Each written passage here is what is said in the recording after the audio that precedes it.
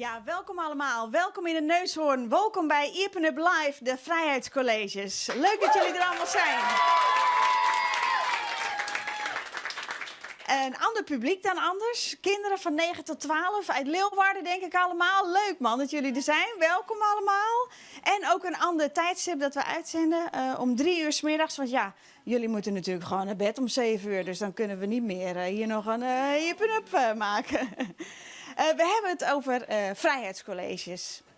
Een landelijke serie van lezingen in aanloop naar 5 mei. Dan vieren we met z'n allen onze vrijheid. Ja, en wat is dat dan eigenlijk? Dat is natuurlijk ook belangrijk om met kinderen, om met de jonge generatie bij stil te staan.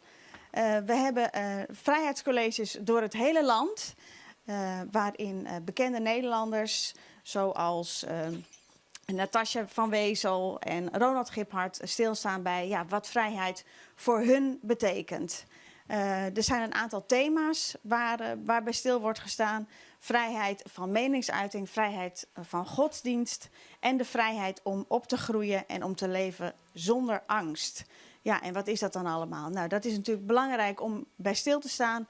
En vandaag gaan wij horen wat vrijheid betekent voor Diewertje Blok. Dus een applaus. Van harte welkom, Diewertje Blok.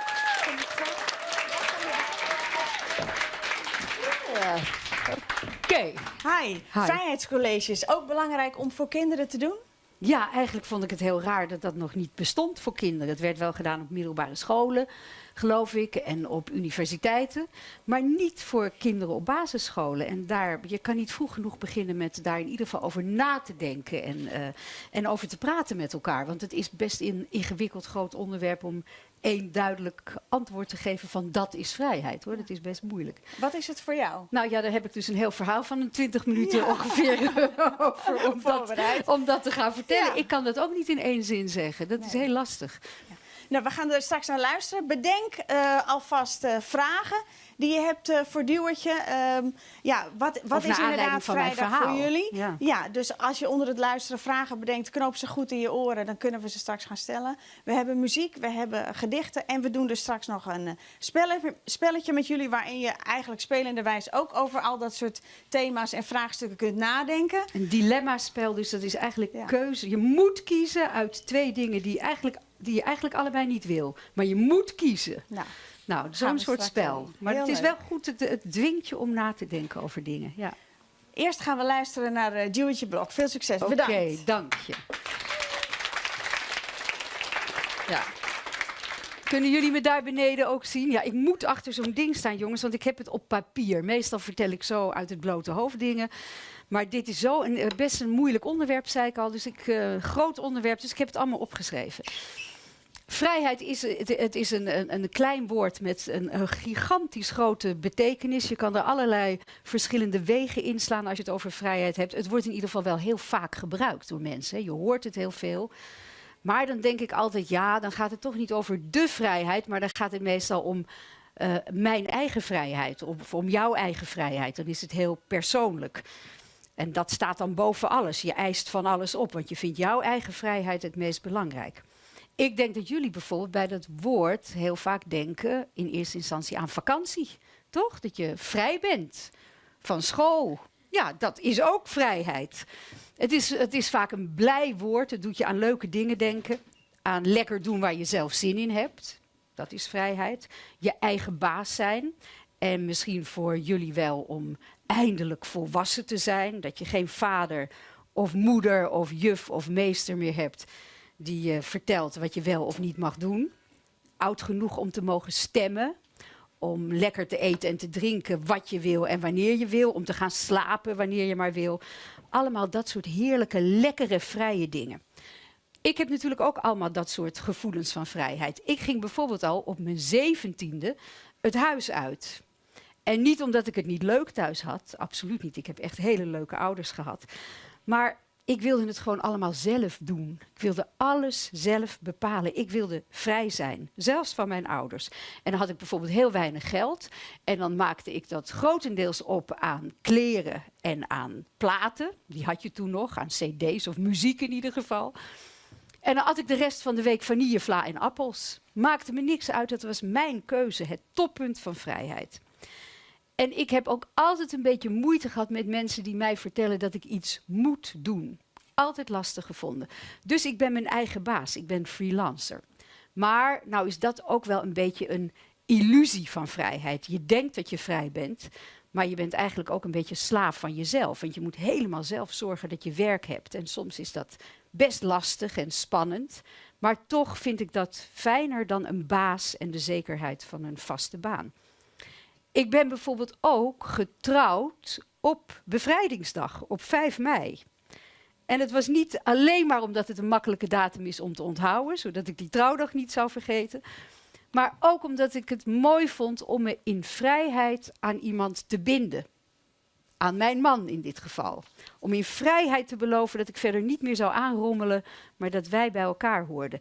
En dat is volgens mij ook iets wat vrijheid heel speciaal maakt. Dat niet alles kan. Dat je afspraken maakt over vrijheid. Dat je grenzen stelt. En ik voel ook trouwens hele grote vrijheid als ik alleen wandel. Vooral dat alleen.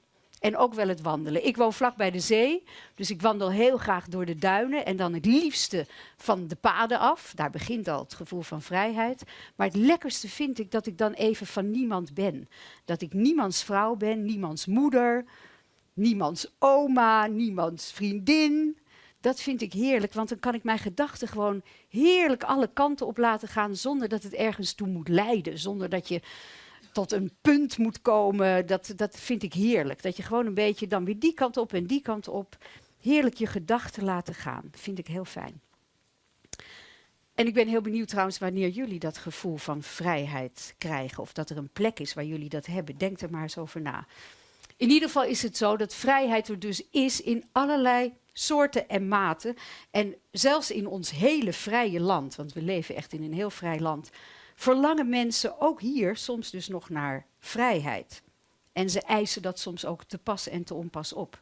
Maar goed, over die vrijheid heb ik het niet vandaag. Ik wil het hebben over een grotere vrijheid die mensen hier voelden na 5 jaar oorlog en bezetting. Jullie hebben allemaal denk ik wel geleerd iets over de Tweede Wereldoorlog. Ja. Nou, dat was natuurlijk de grootste vorm van onvrijheid voor heel veel mensen. En het gaat om die grote vrijheid. Vrijheid van de angst om niet te kunnen zeggen wat je wil. En eigenlijk ook niet te denken wat je wil. Om altijd op je hoede te moeten zijn. Altijd over je schouder te moeten kijken. Vrij van de angst om zomaar opgepakt te worden. Of om neergeschoten te worden of weggevoerd. En vrij om juist wel naar school te kunnen. Want dat mochten een heleboel kinderen in die tijd ook niet. En om zelf je vrienden te kiezen. En dat is echt een gevoel waar wij ons niet veel meer bij voor kunnen stellen. Ik denk dat zelfs de meeste van jullie oma's en opa's, en ik zal je eerlijk zeggen, ik zou ook jullie oma kunnen zijn, dus het geldt ook voor mij, die hebben die oorlog niet meegemaakt. Voor ons is het zo vanzelfsprekend, die vrijheid. Hè, wij weten niet beter, het is zo gewoon. Maar ik denk er toch wel vaak aan en dat heeft alles te maken met mijn moeder. Zij was Joods en 17 toen de oorlog uitbrak. En dat was dus de leeftijd waarop ik uit huis ging om het leven te vieren en te gaan feesten en achter jongens aan te zitten. In die tijd van haar leven mocht zij er eigenlijk niet meer zijn. Ik heb een foto van haar, van mijn moeder. Kan je die even laten zien? Kijk. Dit is ze. En het is een bijzondere foto, jongens. Dit was in 1942, vlak voordat ze ging onderduiken. En dan is ze in een park waar ze helemaal niet mocht zijn. Want dat park was voor Joden verboden, zoals zoveel voor Joden verboden was in die tijd. Dat begon heel voorzichtig met dat je niet meer naar scholen mocht waar ook niet-Joden op zaten. Dat je niet meer mocht werken in een bedrijf als Jood, als dat niet ook een Joods bedrijf was. Dus je werd een beetje weggehouden langzamerhand van de rest van de samenleving. Ja, moet je jezelf dus voorstellen, en deze foto heeft ze dus gemaakt zonder ster op. Hè. Ze is niet te herkennen als Jood, maar ze mocht daar dus eigenlijk helemaal niet zijn.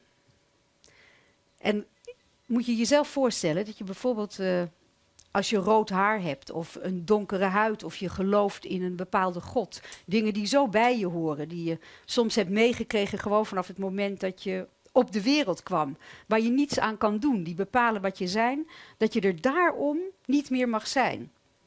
Dat je niet in de tram mag zitten, niet in restaurants mag komen. Dat je bijvoorbeeld in jullie geval bij de McDonald's komt en er staat dan een groot bord voor Friese verboden. Moet je je voorstellen. En dat je dus, omdat je uit Friesland komt, een grote F op je jas moet hebben, zodat wij allemaal heel goed kunnen zien, oh, die komt daar vandaan.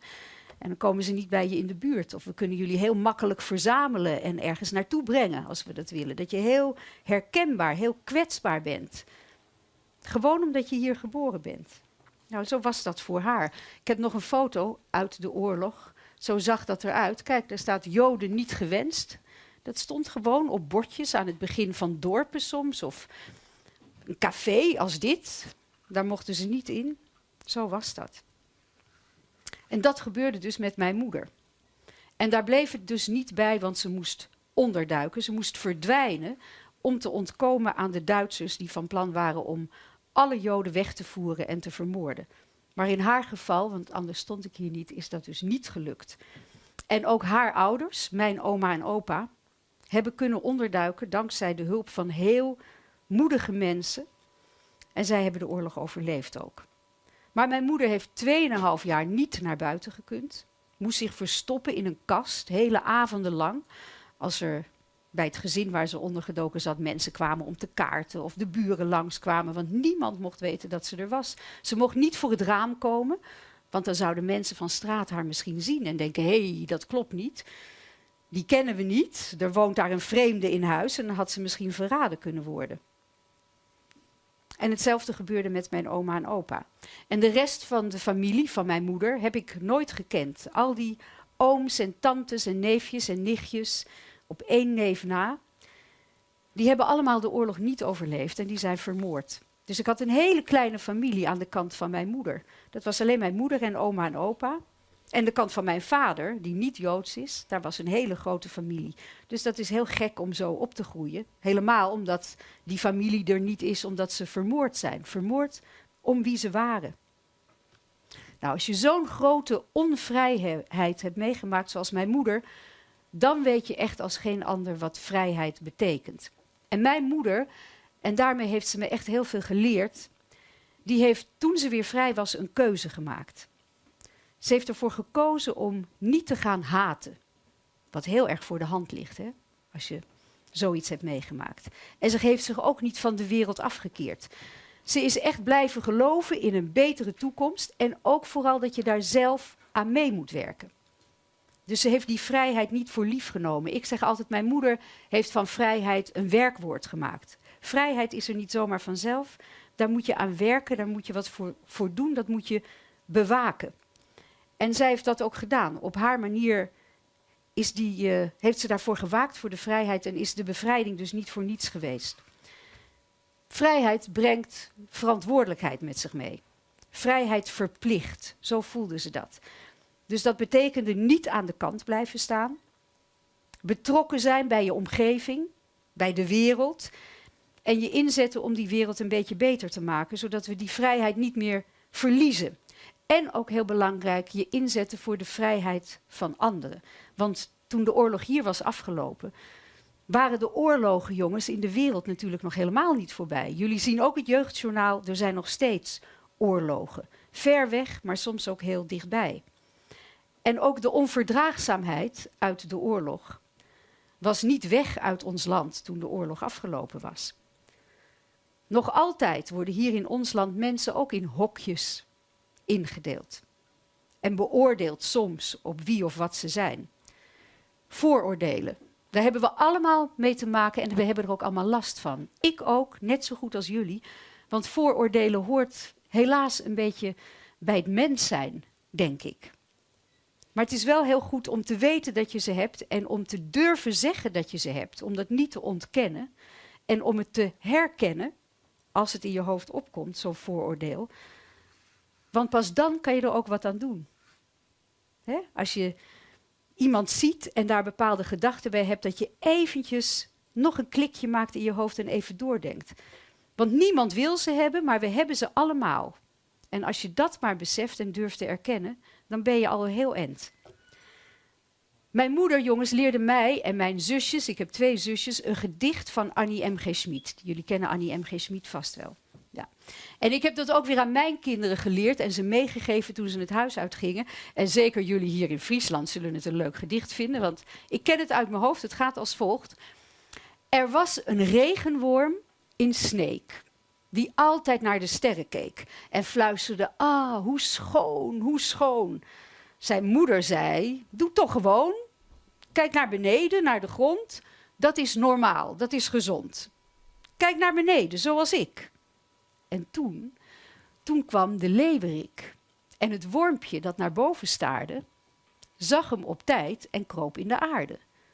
Maar Moe, die naar beneden keek, werd opgegeten daar in Sneek. Dus doe nooit wat je moeder zegt, dan komt het allemaal terecht. Ja, en ik koester dit gedicht, jongens. Niet omdat die moeder doodgaat. Dat is natuurlijk heel erg zielig. Begrijp ik ook wel. Ik wil ook niet echt ongehoorzaamheid promoten. Want dan word ik nooit meer gevraagd om zo'n verhaal te houden. Maar het gedicht zegt mij wel iets heel belangrijks. Namelijk dat je vooral eigenwijs moet durven zijn. Dat je soms ook je eigen pad moet durven kiezen. En niet automatisch moet meegaan met de massa. Of met wat je vader of moeder denkt of zegt. Omdat iedereen het doet, hoeft het namelijk nog niet de juiste te zijn. Hier hebben we in dit land, en dat is een groot goed, de vrijheid om te kiezen. Om te denken, is dat nu wel echt zo? Of zit er ook een andere kant aan het verhaal? Waarom zouden we het niet een keer anders doen? Of waarom, beter nog, zou ik het niet een keer anders doen? Kritisch zijn, dus niet met de grote stroom meedrijven, daar heb je best lef voor nodig. Daar heb je moed voor nodig. Maar die keuze heb je altijd. En die vrijheid om te kiezen is voor mij heel belangrijk. Jezelf afvragen en denken, wat zou ik doen? Dus je even verplaatsen in een ander. Dat is voor mij ook actief met vrijheid bezig zijn. Mijn oma en opa, ik had het al even over ze, die zaten ondergedoken bij een heel jong gezin. Ik kan ze ook laten zien. Kijk, dit zijn ze. Jaap en Ans de Haan en hun dochter Thea. Die was jonger dan jullie nu zijn. En dat hele gezin liep natuurlijk gevaar door mijn oma en opa door Joden te helpen. Zij hebben een keuze gemaakt, deze mensen. Die hebben hun angst opzij gezet om andere mensen te helpen. En als mensen mij vragen of ik een held heb, dan denk ik aan deze mensen. Ze zijn helemaal niet wereldberoemd. Nu een beetje beroemd in Leeuwarden, hoop ik. Maar voor mij zijn dit de grootste helden die er bestaan. Want zij hebben zich door die Duitsers niet de vrijheid laten ontnemen om te kiezen. En dat is heel bijzonder geweest in die tijd. Jullie maken vast ook wel eens mee dat er iemand gepest wordt. Op straat of op school. Ik zie al iemand knikken. Dat maak je wel eens. Je ziet het wel eens, ja. En wat doe je dan bijvoorbeeld als je daarmee geconfronteerd wordt? Welke keuze maak je? Want ook dan heb je een keuze. Je kan meedoen met pesten. Je kan je er tegen verzetten. Maar je kan ook, en dat doen de meeste mensen, ook in de oorlog deden de meeste mensen dat, doorlopen, ervan wegkijken. En ik verwacht helemaal niet van jullie dat jullie nu allemaal helden worden of zijn door mijn verhaal. Maar ik hoop wel dat jullie onafhankelijk durven na te denken en te handelen. En dat je nieuwsgierig blijft, dat je vragen blijft stellen, ook aan jezelf. En dat is iets wat ook voor mezelf geldt, hoor. Het is een opdracht die ik mijzelf elke dag meegeef. En vaak stel ik mezelf die vraag, wat zou ik doen? En heel eerlijk gezegd, jongens, ik durf ook niet te beloven dat ik, als het erop aankomt, zo'n grote held ben. Dat weet ik niet. Ik wil het graag, ik hoop het, maar ik weet het niet zeker. Maar ik denk er wel over na in ieder geval.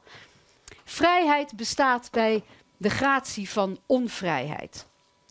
Net als geluk en ongeluk hand in hand gaan, licht en donker. Onbegrensde vrijheid, dat bestaat nergens. Alleen in je hoofd misschien. Je gedachten, daar kan niemand bij. Je gedachten die kunnen lekker alle kanten op. Daarom wandel ik ook zo graag in mijn uppie. En in je hoofd zijn geen grenzen, geen wetten, geen meesters of juffen of ouders. Daar ben je alleen met jezelf. Maar verder is het een kwestie van geven en elkaar dingen gunnen. Vakantie, jongens, is alleen maar leuk Omdat het er niet altijd is, omdat er weer een einde aan komt. Want anders zou vakantie niet bestaan. Als je altijd vakantie had, dan bestaat vakantie niet. En wij hebben wetten en regels om te kunnen genieten van onze vrijheid. Daar hebben we met elkaar voor gekozen in vrijheid. Jullie ouders zijn nu nog de baas over jullie. En zij hebben misschien ook wel een baas op hun werk. En allemaal moeten we ons aan de wet houden. Maar we zijn wel heel erg vrij hier. We leven in vrijheid, nog wel. Want het is aan ons en ook vooral aan jullie, aan de jongere generatie, om ervoor te zorgen dat dat ook zo blijft. Ik wil nog één ding meegeven. Ieder mens, ieder kind heeft een naam, een gezicht en een eigen geschiedenis. Net zo min als de Joden bestonden de Duitsers. Dat waren allemaal individuen, mensen met eigen gedachten. Iedereen anders. En net zo min als de Friezen bestaan, of de Marokkanen, of de homo's, of de vluchtelingen, of de Nederlanders. Dat is niet zo. Het is een benaming voor een bepaalde groep. En binnen die groep is iedereen weer anders. Heeft iedereen zijn eigen naam, eigen gezicht, eigen gedachten. En gelukkig maar zijn we niet allemaal hetzelfde. Dat is juist een grote rijkdom. Dus gun elkaar de vrijheid, de ruimte om anders te zijn, om anders te denken dan jij. En om een andere mening te hebben. Laten we minder bang zijn voor elkaar en elkaar de vrijheid gunnen om onze eigen keuzes te maken. En vergeet vooral niet, jongens, die regenworm in Sneek. Durf naar de sterren te blijven kijken en blijf eigenwijs. Dank jullie wel. Applaus.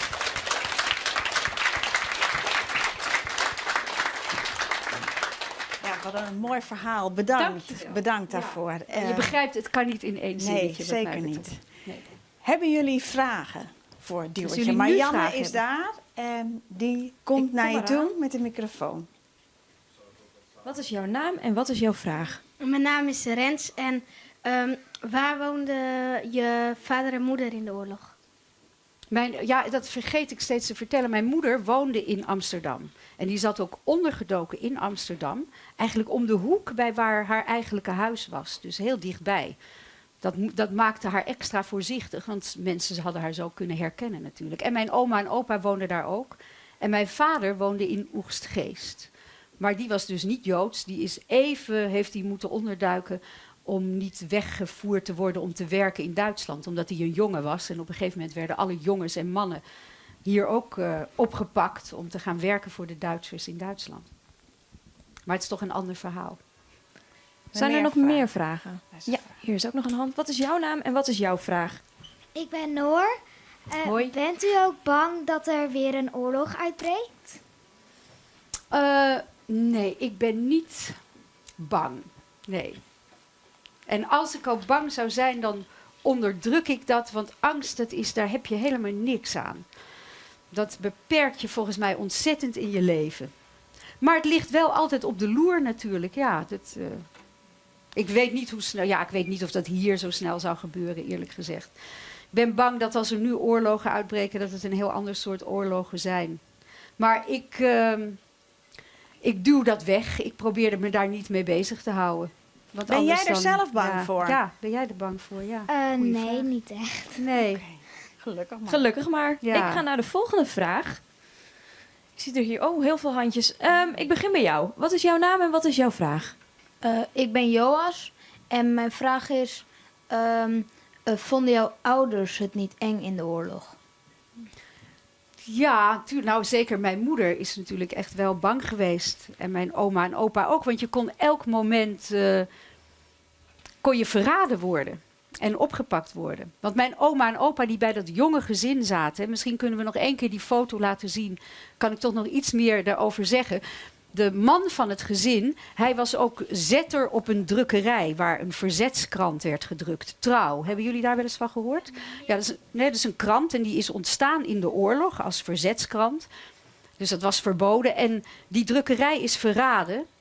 Dus hij is met andere mensen opgepakt in die drukkerij en hij is gefusilleerd. Hij is doodgeschoten in januari 45, dus nou ja, mei 45 zijn we bevrijd. Dus echt tegen het einde van de oorlog is hij gefusilleerd. Wat verschrikkelijk was. En mijn oma en opa moesten toen ook meteen weg uit dat gezin. Toen hij was opgepakt, omdat er toen gevaar was dat ze daar een inval zouden doen.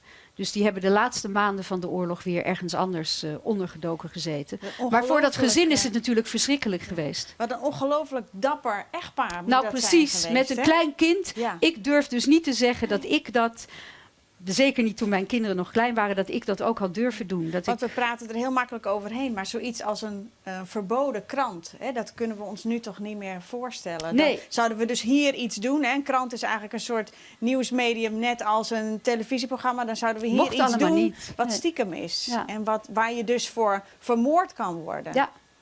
Ja, dat is een heel groot besef, denk ik. Ik zag nog meer handen.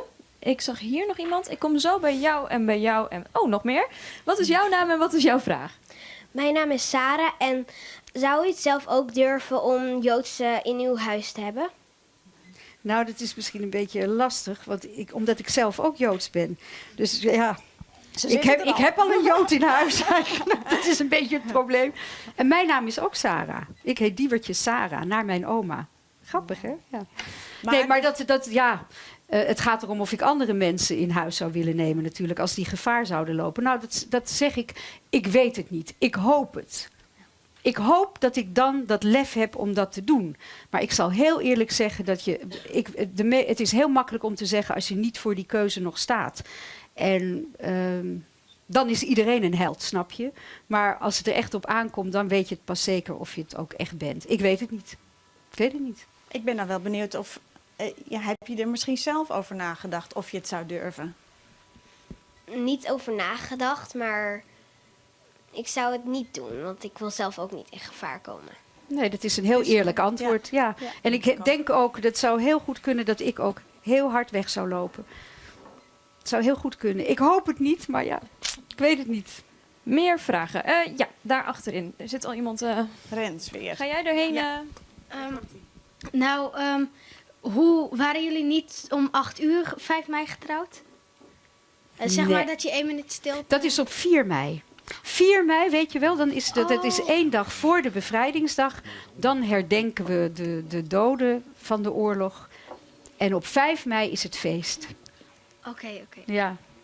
En anders had ik het niet om 8 uur gedaan natuurlijk, nee. Ik had hier ook nog een vraag. Wat is jouw naam en wat is jouw vraag? Ik heet Meerte en hoe lang hebben jouw opa en oma en je moeder daar gezeten? 2,5 jaar. Ze zijn halverwege 42 zijn ze ondergedoken. En Meerte, kan je je voorstellen hoe dat zou zijn om 2,5 jaar lang niet naar buiten te kunnen? Dat zou ik best wel vervelend vinden, want het is ook goed om gewoon buiten te zijn. Ja, mijn moeder is in die 2,5 jaar 1 keer, heeft ze verteld, want ze heeft er altijd veel over verteld, 1 keer tussen het echtpaar waar ze bij ondergedoken zat, heel dik ingepakt op een winterse dag even naar buiten gegaan. En toen is ze flauw gevallen, gewoon van de zuurstof die er buiten was. Dus dat was best eng, want toen moest ze weer... ze moest weer bijkomen en toen gauw weer naar binnen. Dat was een enge toestand, maar goed. Ja. Meer vragen. Ja, ik zie daarachter bij Amarins nog iemand. Waar hebben uw ouders de laatste maanden voor de bevrijding dan ondergedoken? Mijn oma en opa, die moesten weg bij dat gezin. Want ze zaten dus niet bij elkaar. Mijn moeder zat ergens anders en mijn oma en opa zaten bij dit gezin. En die moesten weg. En toen is mijn opa de laatste maanden bij mijn moeder op het onderduikadres, dus bij zijn dochter op het onderduikadres gekomen. Dan sliepen ze op 1 bank en dan sliepen ze zo, hij met zijn hoofd bij haar voeten en omgekeerd. Zo lagen ze. En mijn oma heeft ergens anders de laatste maanden... Ja, ze hebben gelukkig adressen gevonden. Ja. Ik zie Rens. Ja, heb ik nog zijn vinger. hier is ook nog een vraag. Ja, Ja? hij mag eerst. Gelukkig. Wat is Fijn, jouw Rens. naam en wat is jouw vraag? Ik ben Najim en denkt u op uw trouwdag dan vaker aan de oorlog of aan de trouwdag? Hele goede vraag. Ik vier op 5 mei gewoon feest. Ja, voor alles. Voor alles wat ik in mijn leven heb. En dat is ook vrijheid. En het is ook mijn man. Mooi. Ja, mooie vraag. Nou, hoe moet je zeg maar vragen... Ja, hoe kom je ondergedoken bij mensen, zeg maar? Want ik denk niet dat je durft te vragen van... mag ik hier komen onderduiken? Want als het iemand is die je wil verraden... dan... je kan het Duitse leger niet bellen, denk ik. Er was ook nog geen groepsapp. Nee. Maar- Ja, dat is toch een kwestie van vertrouwen. Er was dus wel verzet, er waren wel organisaties. En mijn grootouders hadden het geluk dat ze best veel contacten hadden. De familie van... de rest van de familie was behoorlijk arm. Maar mijn grootmoeder was een beroemde artieste in haar tijd. Dus die had zich een beetje opgewerkt uit de hele arme Joodse buurt waar ze uitkwam. Dus ze had ook wat geld, ze had heel veel contacten. Ze woonde daar al niet meer. Ze had heel veel contact voor de oorlog met vluchtelingen uit Duitsland die al naar Nederland waren gekomen. Dus zij wisten ook wel meer wat er gebeurde daar in Duitsland. En door die contacten heeft hen zeker geholpen om onder te duiken. Want juist uit de arme Joodse wijk, waar mijn grootmoeder vandaan kwam, daar zijn ook de meeste mensen weggehaald en de meeste mensen vermoord. Zo. Het is ook een kwestie van, het klinkt verschrikkelijk, van je netwerk en van contacten. Zo erg is het, ja. Ik ga eerst even hierheen, want ik zag hier ook een vinger. Wat is jouw naam en wat is jouw vraag? Ik ben Sietse, Ire. En mijn vraag is: wat hebben uw ouders en uw opa en oma gedaan toen het 5 mei was en ze werden bevrijd? Nou, weet je wat zo gek is? Daar heb ik het eigenlijk nooit zo met ze over gehad. Ik denk dat ze de straat op zijn gegaan. Ze mochten natuurlijk naar buiten en dat ze het niet konden geloven wat er gebeurde. Toen is ze niet opnieuw flauw gevallen. Nee, het was door de kou ook in de winter toen dat ze flauw viel. Nee, ik denk dat ze veel... Maar ik heb daar, gek genoeg, had je het meer over de tijd van de onderduik. Daar heb ik veel meer vragen over gesteld en over de vervolging en de bezetting dan over toen het allemaal voorbij was. Ja. Maar er Jammer, werd wel want ze is over er niet meer. gesproken? Kan het niet meer vragen. Het was wel een onderwerp waar Ja, jullie met mijn elkaar moeder, over konden praten? kijk, mijn moeder heeft het dus echt op een hele mooie, positieve manier gebruikt, haar ervaring. En heeft de kinderen, mij en mijn zusjes ook niet belast met slachtofferschap, met angst. Dat we altijd ons koffertje klaar hadden moeten staan voor het geval het weer zou gebeuren. Dat heb ik gelukkig niet van mijn moeder meegekregen. Maar juist het actief onderdeel zijn van de samenleving en meedoen om ervoor te zorgen dat het niet meer gebeurt. En zorgen voor elkaar en voor andere mensen die het minder hebben. Zorgen voor vluchtelingen, zorgen voor elkaar, voor de maatschappij. Ja. Mooi. Hier een vraag. Wat is jouw naam en wat is jouw vraag? Ik ben Ruben en ben je in de oorlog of na de oorlog geboren? Ik ben na de oorlog geboren, ja. Ik ben wel oud, maar niet zo oud. Nee. Hier is nog een vraag. Nee. Vertel. Komt u ook uit de babyboom? Oh, dat De weet ik. Ben baby- uit wat is eigenlijk die 1957. Ik ben 57. Ik ben 61, maar ik kom uit 1957. Dat is mijn geboortejaar. En die Is dat al de babyboom was babyboom? Ja. Nee, volgens mij ook niet, hè?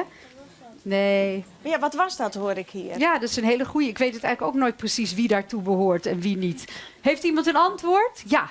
U weet het. Oh, wacht. Ik kom eraan. Dat is de naoorlogse Vlak geboorte. na de oorlog. Ja, direct na de oorlogse geboortegolf. Ja, en dus ik ben iets te laat wat dat betreft. Ja, Oh. om babyboomer te zijn, dat bedoel ik. Ja, ja. Meer vragen. Hier vooraan. Wat is jouw naam en wat is jouw vraag? Nou, ik ben Anne en mijn vraag is van mijn oma, die was in de oorlog nog heel jong en toen klopte er een keer een Duitser aan en ze waren toen heel bang. Alleen toen bleek dat een best wel jong iemand te zijn en die wou daar toen eigenlijk schuilen, want die wou helemaal niet meedoen. En toen werd hij heel verdrietig en toen had hij de hele avond gehuild. Alleen, zou jij hem dan ook binnenlaten of zou je dan wegrennen en proberen te schuilen? Nou, ik vind het ten eerste een heel mooi verhaal, want het illustreert wat ik eigenlijk ook zeg. De Duitsers bestaan niet. Die zijn niet allemaal hetzelfde. En er waren dus ook heel veel Duitsers, zoals zo'n arme jongen, die gedwongen was waarschijnlijk om het leger in te gaan, terwijl hij dat helemaal niet wilde en om oorlog te voeren. Nou, ik hoop dat ik dan dat ik hem binnen had gelaten en getroost had. Ik hoop het. Want dat is wel wat ik vind dat je zou moeten doen. Dat je zo'n jongen zou moeten helpen. Zou jij dat gedurfd hebben? Nou, ik zou of meteen wegrennen. En als ik dan had gezien dat hij niet zo heel oud is, dan zou ik hem denk ik wel binnenlaten. Maar dan zou ik niet meteen denken van, jee, ik voel me helemaal op mijn gemak. Ik zou dan denk ik eerst nog een beetje hebben van, wat gaat er gebeuren? Ja. Ja, je zou de kat een beetje uit de boom kijken nog. Eerst wel. Heel verstandig. Ja, heel goed. Ja. Ik ren even naar achter. Want daar was ook nog een hand. Hoi, wat is jouw naam en wat is jouw vraag? Ivan, zijn er ook momenten dat u zich niet vrij voelt? Hele mooie vraag.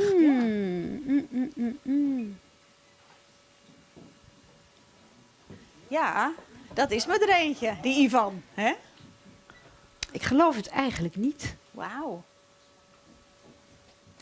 Nou heb ik ook een heel selectief geheugen. Ja. Dat is heel handig. Weet je wat dat is? Dat je gewoon dingen die vervelend zijn, dat je die vergeet. En bij mij werkt dat echt zo dat ik het ook echt kwijt ben. Dus ik weet het niet zeker. Ik zal het vast wel eens gehad hebben, maar... Nou ja, toen ik het huis uit wilde, toen voelde ik me thuis natuurlijk niet vrij. Maar ja, dat is voor mij je hebt de kleine vrijheid en de grote vrijheid. Dat heb ik ook geprobeerd een beetje te illustreren. En dat die echte grote onvrijheid, die staat tegenover de grote vrijheid, die heb ik natuurlijk nooit meegemaakt. Nee, gelukkig niet. Nee. Maar ik vind het zo'n bijzondere Maar vraag. het is een goede vraag. Ja. Voel jij je wel eens niet vrij? Nou, ik denk er eigenlijk niet zoveel over na. Toch een hele mooie vraag. Ja, Zijn hele er goede meer vraag. Ja. handen, vingers. Ja, daar nog bij Amarins nog een hand. Naast jou? Ja, hoi. Hebben jullie het er thuis ook vaak over gehad, over de oorlog en zo? Ja, echt wel veel. Mijn moeder heeft er altijd ontzettend veel over verteld. En we mochten haar alles vragen. En ik heb er ook heel veel over gelezen hoor. Toen ik jong was, wilde ik ook wel alles weten. Want ik kon ook sommige dingen me gewoon niet voorstellen. Die nog steeds eigenlijk, ik kan me ook voorstellen als ik dingen aan jullie vertel, dat je ook denkt van, ja, hoe is het mogelijk? Nou, dat had ik ook bij heel veel dingen. Je kan bijna niet begrijpen wat er toen gebeurd is. Maar goed, door een aantal boeken te lezen heb ik dat toch uiteindelijk wel, heb ik daar meer begrip voor gekregen. We dat doen dit nog zo één heeft vraag kunnen gebeuren. en dan straks praten we Ja, nog ik even. heb hier nog één. Heb verder. jij nog... Ik zag daar nog één vinger. Hier nog één vinger. Nou, stel hem. Ben je ook gepest op de middelbare of de basisschool, omdat je ouders Joods was of jij? Nee, absoluut niet. Ik woonde in een heel klein boerendorp en wij waren wel de enige kinderen met heel donker haar. Dus wij werden de zwartkoppies genoemd. De zwartkoppies van Blok. En ik zat op school in de polder, best op een openbare school. Want daar waren mijn ouders heel erg van. Dat iedereen met elkaar naar school moest. Niet ingedeeld qua religie. En er was op een gegeven moment hadden we een les over Joden en over de oorlog. En toen vroeg de meester of juf, dat weet ik niet meer, aan de klas van, kennen jullie een bekende Jood? En toen stak mijn vriendin Aagje Stoker haar vinger op en toen zei ze, Diewertje Blok. Toen was ik helemaal niet bekend, maar dat was gewoon de enige die ze kende. Ja. Nou, dat is geen pesten, dat is alleen maar heel leuk. Daar kan je verschrikkelijk om lachen. Nee, gelukkig niet. Nee. Heel erg bedankt allemaal voor jullie vragen. En heel erg bedankt tot zover Diewertje Blok. Groot applaus vast.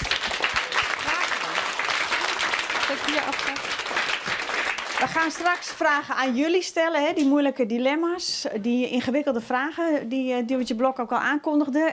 Ze denkt dan nog even met ons mee ook natuurlijk. En ze is hier vanmiddag nog straks om eventueel nog wat vragen te beantwoorden. Maar we gaan eerst even naar muziek. En jullie mogen dus dansen, springen, op de tafels, onder de tafels. Wat je wil. Ski en Simba. Veel succes. Dank je wel. Lekker mee. Ja. Ja, toch? Ik wou vroeger altijd een Mercedes-Benz en daar heb ik een liedje over gemaakt. Simpel. Ja, ja.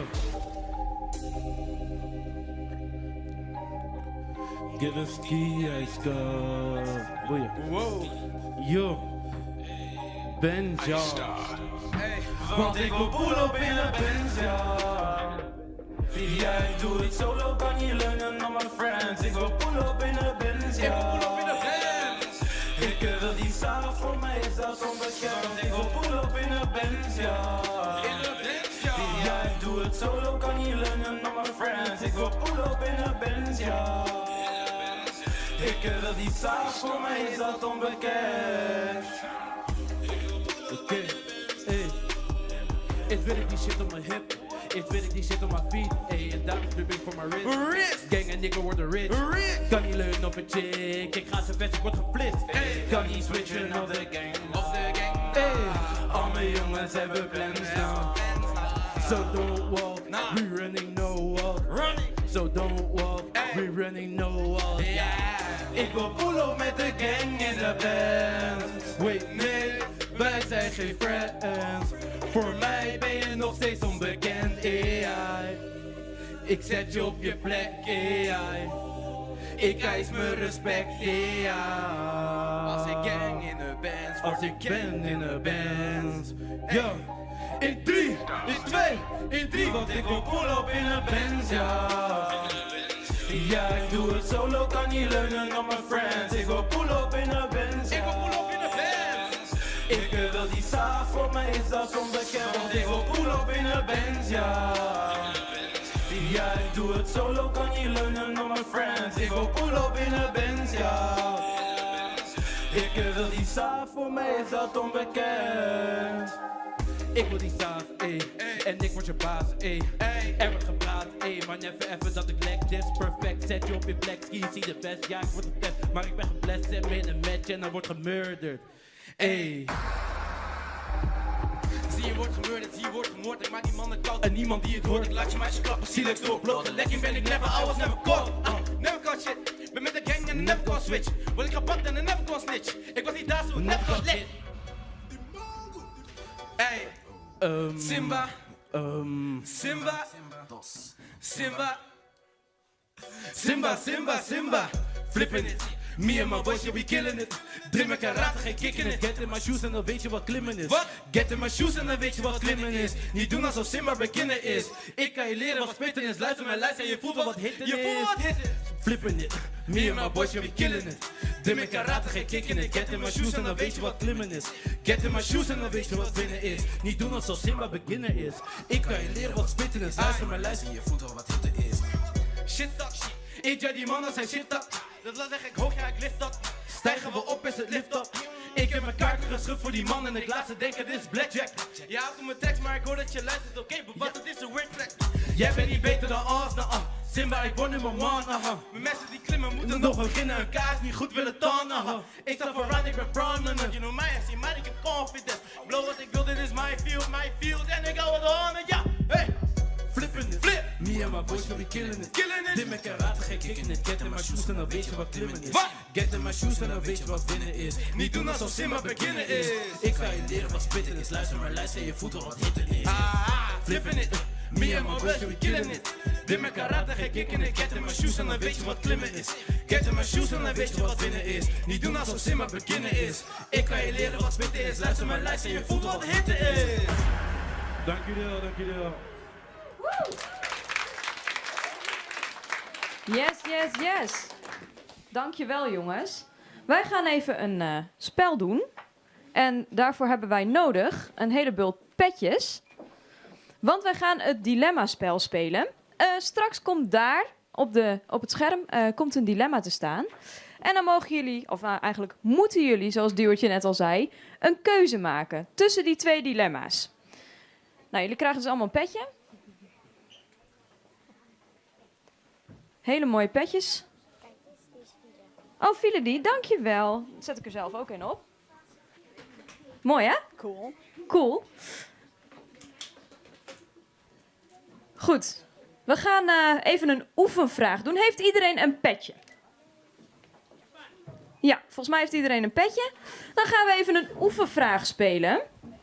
Mogen wij de oefenvraag op het scherm? Ja, kijk. Zo werkt het. Je zet je petje op als jij de rest van je leven altijd omhoog naar de lucht wil kijken, net als die regenworm. Of je zet je petje af als je altijd naar de grond wil kijken, net als de moeder van de regenworm. Wat zouden jullie doen? Ik weet het niet zo goed. Ik denk dat ik een petje ophoud. Maar zijn er ook mensen die liever altijd naar de grond... Ja, ik zie iemand een petje af hebben. Als enige. Waarom zou jij altijd naar de grond kijken? Nou, als ik wil voetballen, dan ga ik zo voetballen. En anders kan ik nog een beetje zo voetballen. Vind ik een heel goed argument. Wat nou vooral zo goed is, dat jij terwijl bijna iedereen zijn Precies. petje op heeft, dat jij durft Het je petje af te doen. houden. Dat is hartstikke goed. Wat voor antwoord je ook geeft, je durft je eigen mening te geven. Ja. En dat is ook heel erg vrijheid, hè? Dat is nou precies Vind wat ik het wel. is. Ja. Maar ik ben toch wel even benieuwd waarom mensen hun petje op hebben. Waarom heb jij je petje op? Ja, omdat als je de hele tijd naar beneden kijkt, ja, dan beleef je niet zoveel als je wat meer omhoog kijkt. Vind ik ook een mooie reden. Ja. Nou, ik denk dat wij allemaal het principe wel snappen. Wij gaan naar de volgende stelling. Kan iedereen hem zo zien? Ja. Het petje op als je het nooit met mensen eens bent en je altijd in discussie gaat. Of het petje af wanneer je altijd direct doet wat andere mensen zeggen. Moeilijk, hè? Je moet kiezen. Dat is lastig, hè? Ja, dat is heel moeilijk. Dus je bent het nooit met andere mensen eens en je gaat altijd in discussie. Of je doet juist meteen wat ze zeggen. Toch veel eigenwijze petjes op nog. Ja, heel veel Vertel eens, petjes waarom op. hou jij je petje op? Nou, je hoeft niet altijd te doen wat andere mensen zeggen. Nee, zeker niet. Maar volgens petje op is dat je altijd oneens bent met andere mensen. Ja. Ja, het is moeilijk. Heel moeilijk. Ik zie hier iemand met het petje af. Ik vind het gewoon meer zo... ik vind het gewoon fijn om andere mensen te helpen en dan niet meteen te zeggen, nee, dat doe ik niet. Dat vind ik een heel mooi argument. Dank je. Dat vind ik een heel mooi argument. Ik wil nog wel even een petje op. Even kijken. Zal ik er eentje Ja, hier ik heb doen? hier iemand. Ja? Petje op, heel eigenwijs. Jij? Ik vind die andere vind ik het sowieso, dat wil ik niet. Dus ja, ik heb liever mijn eigen mening. Dus ja. Maar jij hebt hem af. Ja, nou, kijk, ik vind het een beetje ervan afhangen. Want bijvoorbeeld als je ergens werkt en je zegt altijd nee, dat ga ik niet doen. En dan gaat er altijd mee in discussie. Dan denk ik niet dat je er lang blijft. Soms moet je je ook even aanpassen. Ja. Maar niet altijd inderdaad, hè? Nou, Of bijna nooit. bijna nooit. Nee, oké. Ook een mooi uitgangspunt. Ik heb de pet ook op. Zullen wij door naar de volgende stelling? Duwtje, wil je ook een petje? Nee, Oké. ik ben bang dat te veel dan gekeken wordt. Dat er want naar jou ik, gekeken wordt, daar hè? heb ik geen zin nee, dat in. moeten we niet willen. Heel Wat had jij hier eigenwijs. gekozen trouwens? Ik denk toch ook petje op. Terwijl ik eigenlijk helemaal niet van ruzie hou, maar om altijd maar te doen wat andere mensen tegen me zeggen, dat kan ik al helemaal niet goed. Ja. Maar het is het kiezen soms uit twee kwaden. Hè? Dat is ook, daarom is het ook een dilemma. En er is ook geen goed en fout in dit geval. Zeker niet. Zeker Nee. niet. Nee. Goed, laten we naar de volgende stelling gaan. Je hebt het leven van 1 persoon gered en je bent daardoor heel rijk en heel beroemd. Dat is petje op. Of petje af, je hebt het leven van 10 mensen gered, maar je staat bekend als een slecht mens. Oh, dit is heel erg moeilijk. Ja. Dus of je redt het leven van 10 mensen, dan zet je je petje af en je bent je staat bekend als een slecht mens. Of petje op, je hebt het leven van 1 persoon gered en je bent erdoor heel rijk en beroemd geworden. Oh, dit is moeilijk. Ik ga aftellen. 3, Nou, 2, Helemaal niet moeilijk. 1. Maak je keuze. Ja, want anders dan blijf je laatste dienen. moment pet op daar. Waar ging op het laatste moment de Iemand pet op? volgens mij. Toch nog iemand een pet? Daar. Ja. Ik kom bij jou. Waarom heb jij je Helemaal petje niet op? En er is geen goed of fout, hè? Lijkt me niet. Omdat ik dan veel dingen kan kopen. En dan sta ik ook niet bekend als slecht mens. Hele goede reden. Waarom zijn er mensen die het petje af hebben gedaan?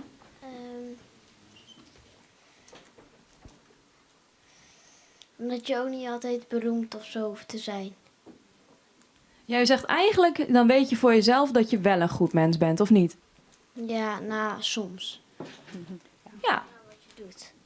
Ja, en in dit geval heb je dan 10 mensen gered en jij weet voor jezelf dat je een goed mens bent. Ja, soms. Ja, Vind ik altijd ook een een goede goed reden. mens is Ja, ook vind ik wel ook. heel ingewikkeld natuurlijk. Dat is heel lukt moeilijk. bijna niemand. Heb jij daar nog een mening? Ja, waarom had jij de pet af?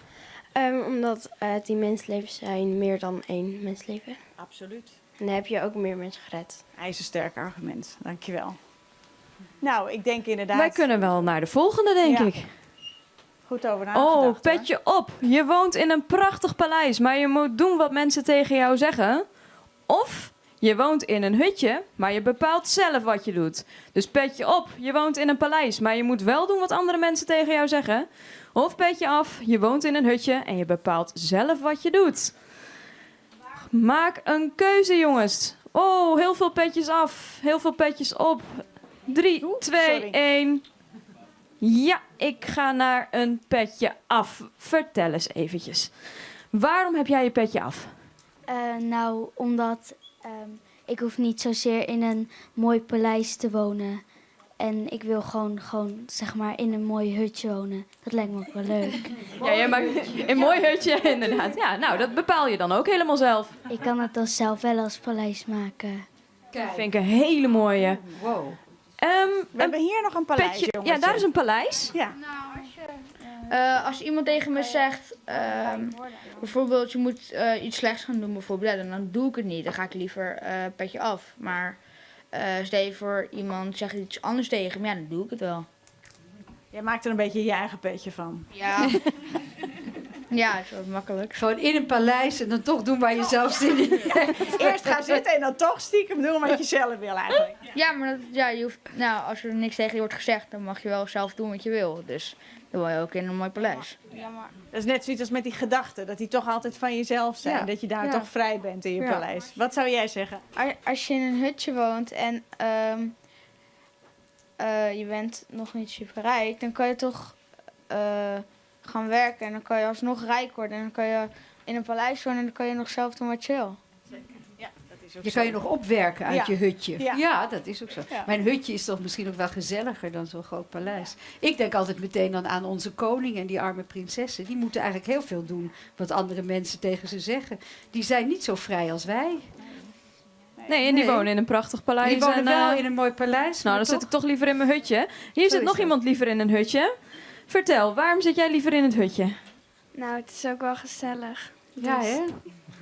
Nou, dat vind ik ook een hele mooie reden. Kort maar krachtig. Ik denk dat wij wel naar de volgende stelling Ik zie kunnen nog gaan. een vinger. Oh, je hebt een... Ja, als je toch, wou je nog graag wat Waar over was- zeggen? Oh, Ik wacht. kom even bij je, moment. Ga jij erheen? Nou, ik vind het eigenlijk niet zo van, als je in een hutje woont, dan kan je ook soms je eigen dingen doen, dat jij zelfs wil. En je hoeft niet per se om naar andere mensen te luisteren. Dat is belangrijk om te doen wat je zelf wilt. Ja. Dat is eigenlijk vrijheid misschien. Ja. Dankjewel. Ja, zo is het. Gaan we naar de volgende. Eens even kijken, hebben we nog meer? Ja, we hebben zeker nog meer. Petje op, je bent een jaar lang president van een land naar keuze. Of petje af, je hebt een jaar lang vakantie. Dus petje op, je bent een jaar lang president aan de bak van een land naar keuze. En petje af, je bent een jaar lang op vakantie. Ik neem aan dat dat ook naar een land naar keuze is, denk ik. Presidenten, eens even kijken, presidenten. Ja, hier, jij wil een jaar lang president zijn. Nou, het lijkt me leuk om eigenlijk na te denken over rechten en over de vrijheid van meer mensen waar het wat slechter is en waar ze die vrijheid niet hebben. En heb jij dan ook een land in je hoofd? Nou, een land waar ze niet zoveel vrijheid hebben. Oké, ik hoor hier iemand iets zeggen. Wie zei hier? Jij zei? Nou, ik heb wel mijn petje af, maar... Wacht even, ik kom even bij je. Anders dan ik moet ik ben zo'n er lange al. arm... Is al. Nou, ik begrijp het ook wel, maar ik zou liever gewoon een jaar lang vakantie, want dan heb je ook geen school. Alleen is het dan wel jammer, want dan kan je vrienden minder zien. Want soms denk ik na 6 weken wel van, ja, nu kan ik wel weer al mijn vrienden zien, zeg maar, op school. Maar bijvoorbeeld in sommige landen waar vrouwen niet in een auto mogen rijden of zo, daar zou ik wel als president zou willen zijn. Dus je wil het eigenlijk allebei wel graag. Ja, maar ik ga dan toch voor een jaar lang vakantie. Ja, want ik heb hier nog iemand die een jaar lang met vakantie wil. Jij wil een jaar lang vakantie? Ja. En waar wil je dan naartoe? Gewoon weet ik eigenlijk niet. Of wil je gewoon chillen en lekker gewoon niks doen en relaxen? Ja. Ja, lang Fortnite. Een jaar ook. lang Fortnite. Ik zie hier allemaal knikkende kinderen ineens. Ik wil nog 1 president. Ik ben wel benieuwd. Wie heeft zijn petje op en heeft echt specifiek een land in zijn hoofd? Jazeker, hier. Jij wil president worden. Van welk land? Amerika. En waarom? Omdat het een heel groot land is. Jij wil gewoon even een heel groot rijk hebben. Ja. En dan kan je ook nog, als je dan een klein landje hebt, dan kan je minder voor minder mensen wat betekenen. Met Kim Jong-un oplossen. Wat zei jij? Sorry. Nou, Trump die heeft een hele erge ruzie met Kim Jong-un. En ik heb ook geen zin in de 3e Wereldoorlog, dus ja. Dus jij zou ook van Amerika de president willen worden en jij zou eventjes oplossen het hele probleem met Kim Jong-un. Ik zou het meer gaan proberen op te lossen. Dus Ja. ja. Dat is mooi. Als je een superklein landje hebt en er wonen maar een paar mensen in, dan kan je het minder betekenen dan voor 100 miljoen mensen, zeg maar. Ja, dat is waar. Ja, dan kun je inderdaad beter Amerika hebben. Inderdaad. Ambitieus, jongens. Heel ambitieus. Ja. Hebben wij nog een Nog 1 stelling? vraag volgens mij. Is er nog 1 stelling? Oh ja. We hebben een Oh nee, petje, er zijn er nog 2. we hebben een petje op. Je mag je woonplaats nooit meer verlaten. Of petje af. Je mag maximaal 100 woorden per dag zeggen. Nou, dus of nooit meer je woonplaats uit, of maximaal 100 woorden per dag. Dat is petje Echt af. heel weinig hoor. Dat is heel 100 woorden. weinig. Ik denk dat ik hier in 1 zin al 100 woorden heb gebruikt. Zijn we eruit, jongens? Dus petje Hebben op, jullie je mag gekozen? nooit uit je woonplaats. Of petje af, je mag maximaal 100 woorden zeggen. Ik ga aftellen 3, 2, 1. Ja, ik heb hier een petje op. Waarom heb jij je petje op? Omdat ik vind het niet zo leuk om gewoon maar 100 woorden te zeggen. En ik wil gewoon vrij zijn om dingen te zeggen. Oké, dus dat vind jij belangrijker dan dat je nooit meer je woonplaats uit mag. Jij blijft liever in je woonplaats en dan gebruik je meer woorden.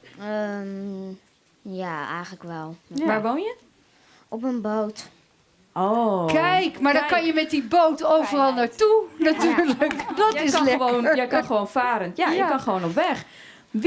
Ik had hier iemand die zijn vinger op stak. Petje op, vertel. Nou, ik ben behoorlijk een kletskous. Dus, ja. Maar kan je het je voorstellen hoe het zou zijn om nooit uit je woonplaats te kunnen? Nou, niet echt. Want dat hoeft eigenlijk nooit. En maar je voorstellen dat je maar maximaal 100 woorden per dag zou mogen zeggen, dat is echt te raar. Ja. Nou, dus kletskous valt hier wel mee trouwens, moet ik zeggen hoor. Ja. Ik heb Hier nog een vinger voor je hebt een nog een petje af.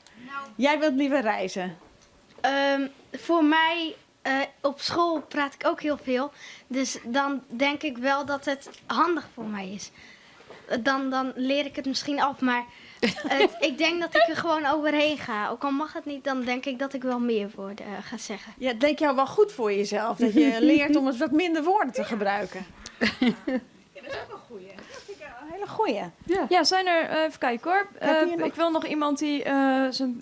hier zie ik een vinger. Jij hebt je petje af. Jij mag maximaal 100 woorden per dag zeggen. Ja, want je kan bijvoorbeeld ook met handgebaren en zo dingen duidelijk maken. En ik vind het leuk om op nieuwe plekken te komen. En als je alleen maar thuis zit, dan wordt het uiteindelijk ook heel saai. Wat slim. Gebarentaal. Ja. Of appen natuurlijk. Oh ja, tuurlijk. Ja, kan gewoon op appen. die manier, ja. Ik denk ik heb ook nog nu 1 ineens, vinger ja. daar aan die kant. Ja, vertel. Ik heb een vraag. Als je petje af hebt, kan je je woorden dan sparen? Dat zegt het dilemma niet, ik weet het niet. Ja, maar het is wel mooi dat je de ruimte zoekt tussen de dilemma's. Ja, Heel slim. Zoek je vrijheid. Wij gaan naar het volgende dilemma. Ja, dat is het laatste. Het laatste dilemma. Nee, het nog petje steeds op. niet. Oh, God. Nou. Je zit de rest van je leven in een gevangenis, maar je kan denken wat je wilt.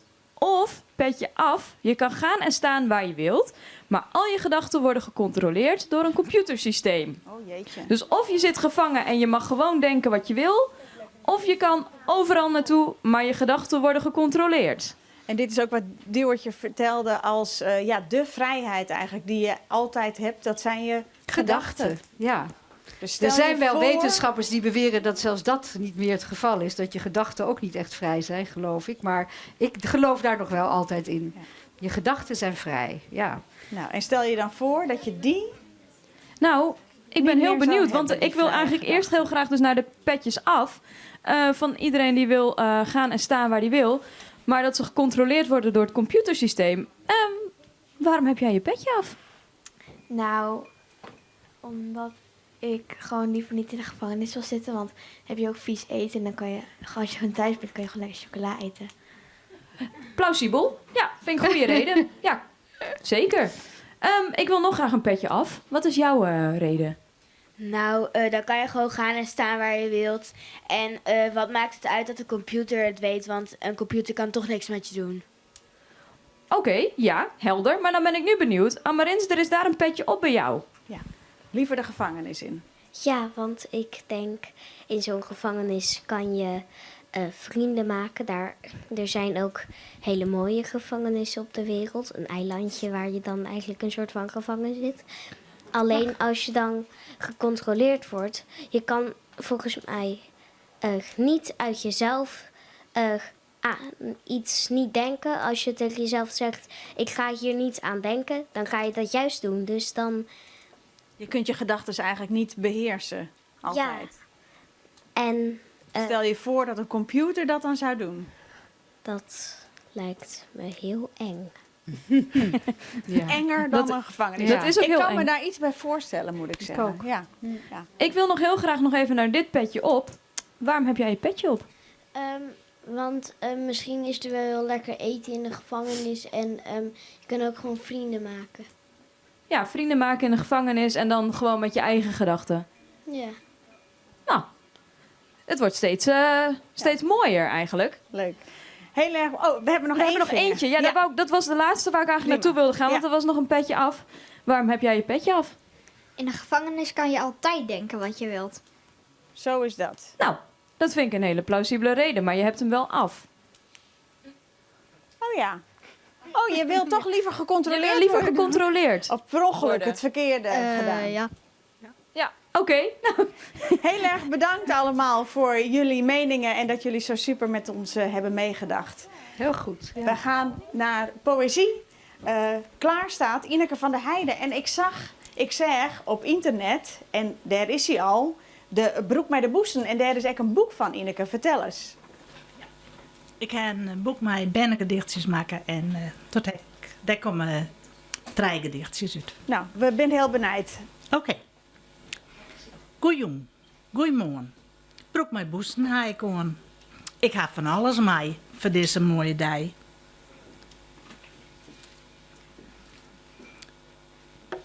Een vlagje voor de fiets. De aardehouw in het lieds. Een papier met een vraag. En drapjes, die maak je graag.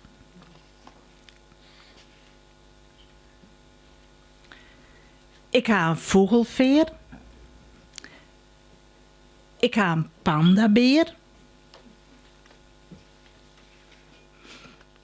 Wetter in 2 flesjes.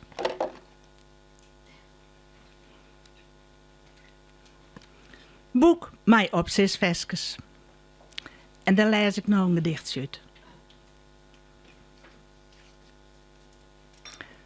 Vrijheid. Vrijheid is Rick van beesten. En ik heb gedichtjes van beesten die in vrijheid leven. In Friesland hebben we prachtige meren. Op een warme zomerdag zie je daar bij riet en pijlkruid het schrijvertje. Een stip zo klein. Skruwerke. Skruwerke op het wetter. Maak eens toe een letter. Maak eens toe een wut. Skruwerke op het wetter. Wat giest toe hut?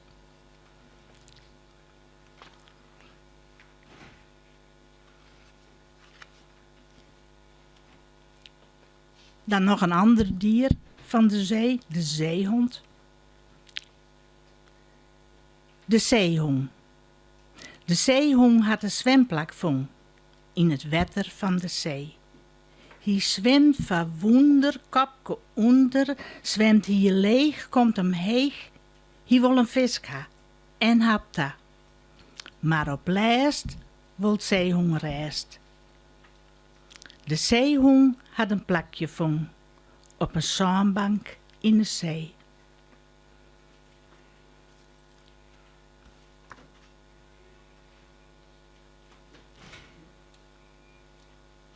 Douwen. Dikke, grieze douw. Wat doest u nou? Net zo schrikken. Meest wel pikken. Ik heb voer voor die. Krijg eens nog meer van mij. Nog een handvol. Doe meest het wel. Er komen al je douwen om je heen. Ze fladderen. Ze eten. Ze rennen.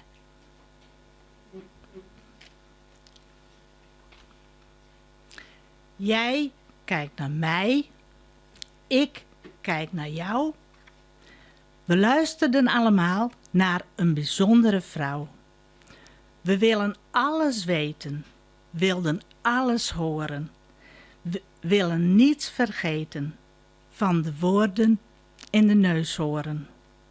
We luisterden aandachtig. Mevrouw Blok, het was prachtig. Dank u wel.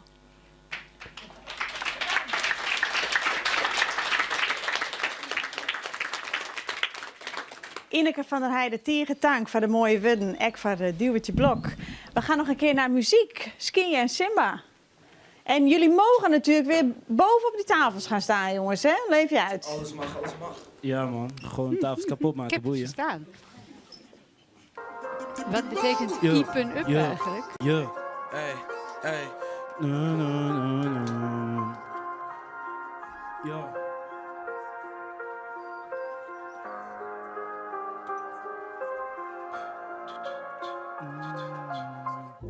Je wil nu niets meer, je hebt geen gevoelens meer.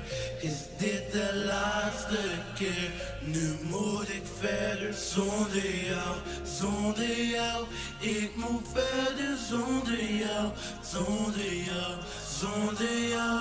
Ik moet verder zonder jou. Hey, door mijn shawty val ik nu niet meer in love. Door mijn ex val ik nu niet meer in love. Want ik heb pijn in mijn hart, er is een leemte in mijn hart. Ja, ik wil je zien, maar niet zien lopen door de stad. Want dan voelt het voor mij alsof je een stranger bent. En waarom denk je nu dat je zo beter bent? Ja, het is niet beter als je nu even denkt. Misschien is het beter als je niet een... There's no other way. De strijd heb ik niet gewonnen, nee. Holloway. Kan niet ontbreken. Net niet meer negen. Doe je breekt me, doe dit niet met mij. Ik denk niet aan het verleden. Kijk niet naar die tijd, doe die koning, wil niet leven. Alles doet nog pijn, want we waren voor het leven. Nu komt er een eind. Je wil nu niets meer, je hebt geen gevoelens meer. Is dit de laatste keer? Nu moet ik verder zonder jou, zonder jou. Ik moet verder zonder jou, zonder jou, zonder jou. Ik moet verder zonder jou. Voor het laatste liedje moet wel iedereen gaan staan. Iedereen staan, alsjeblieft. Alsjeblieft staan. Ga mee dansen.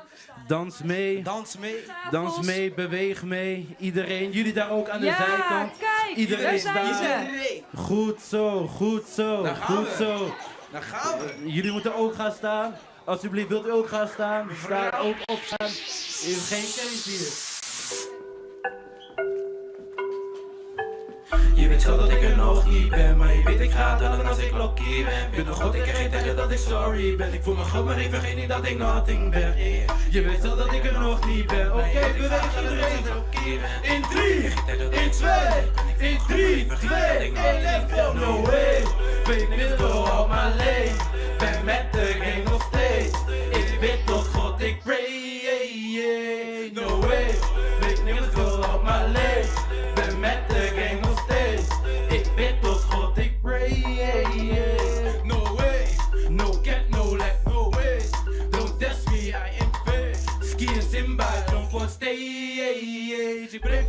zonder dat ben ik niks. En jou keep weten wel, I'm getting rich, man.